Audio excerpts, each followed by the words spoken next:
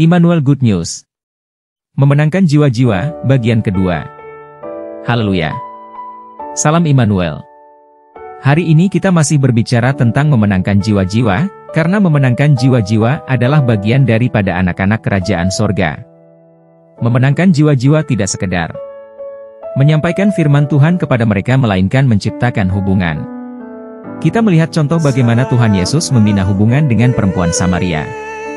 Yohanes 4 ayat 6-10. Dalam perikop ini Tuhan Yesus bertemu dengan perempuan seorang Samaria di sumur Yakub hendak menimba air. Kata Yesus kepadanya, "Berilah aku minum." Maka kata perempuan Samaria itu kepadanya, "Masakan engkau, seorang Yahudi, minta minum kepadaku, seorang Samaria?" Sebab orang Yahudi tidak bergaul dengan orang Samaria. Dalam perbincangan ini Yesus sebagai orang Yahudi dapat menaklukkan musuhnya.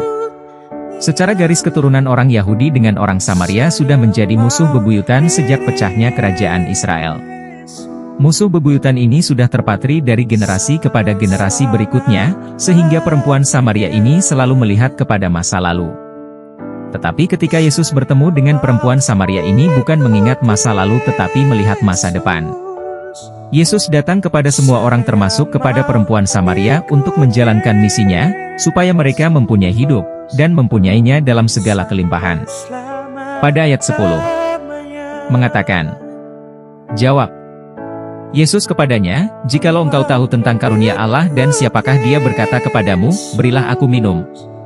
Niscaya engkau telah meminta kepadanya dan telah memberikan kepadamu air hidup."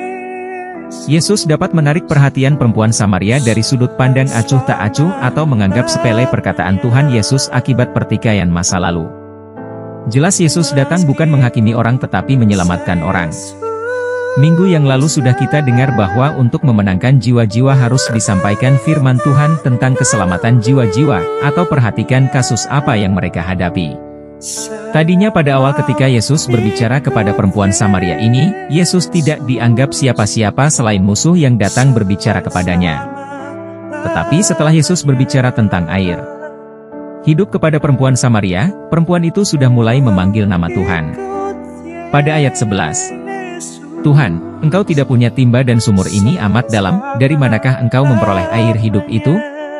Yesus dapat memukau hatinya karena menceritakan firman Tuhan. Yesus terus menceritakan tentang hidup yang kekal dan hati perempuan Samaria itu mulai dimenangkan oleh Tuhan Yesus. Yohanes 4 ayat 13-14. Yesus tidak hanya berbicara tentang firman Tuhan, tetapi Tuhan Yesus dapat menyelesaikan kasus perempuan Samaria yang sedang dia alami. Yohanes 4 ayat 15-18. Jadi kita menyampaikan firman Tuhan kepada jiwa-jiwa sampai persoalan dalam kehidupan mereka tuntas. Inilah arti memenangkan jiwa-jiwa, sehingga jiwa-jiwa itu menjadi murid dalam pelayanan kita. Memang untuk mengerjakan hal seperti ini tidaklah mudah karena itu membutuhkan waktu yang panjang. Tetapi jika kita mengasihi Tuhan dan mengasihi jiwa-jiwa pasti kita dapat melakukan hal itu semua.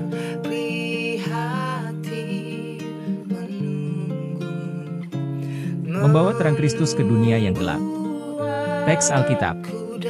Matius 28 ayat 19-20. Amanat Agung. Pendahuluan.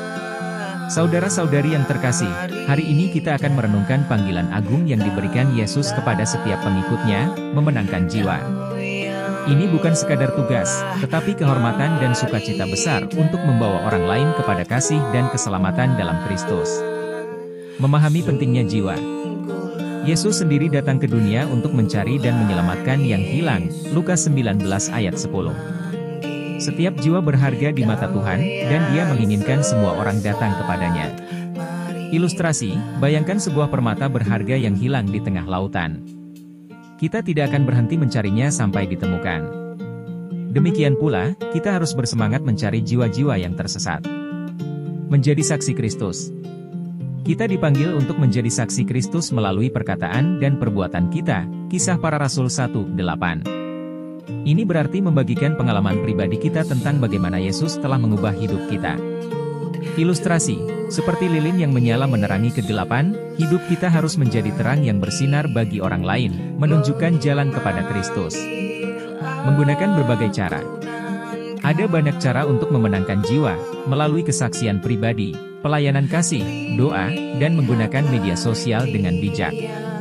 Ilustrasi, seorang nelayan menggunakan berbagai jenis jaring untuk menangkap ikan.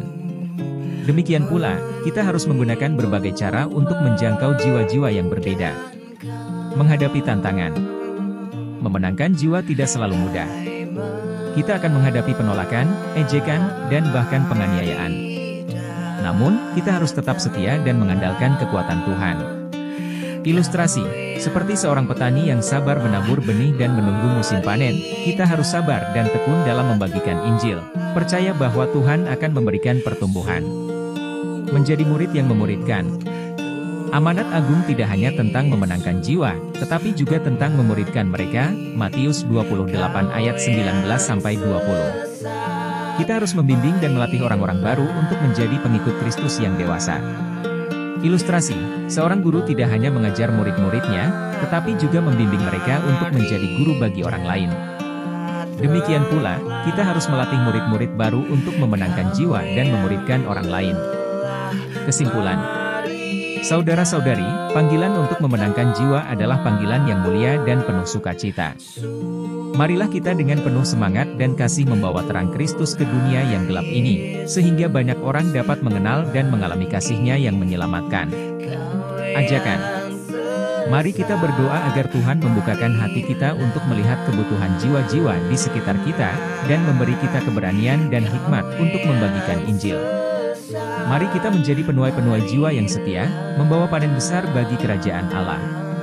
Tuhan Yesus memberkati.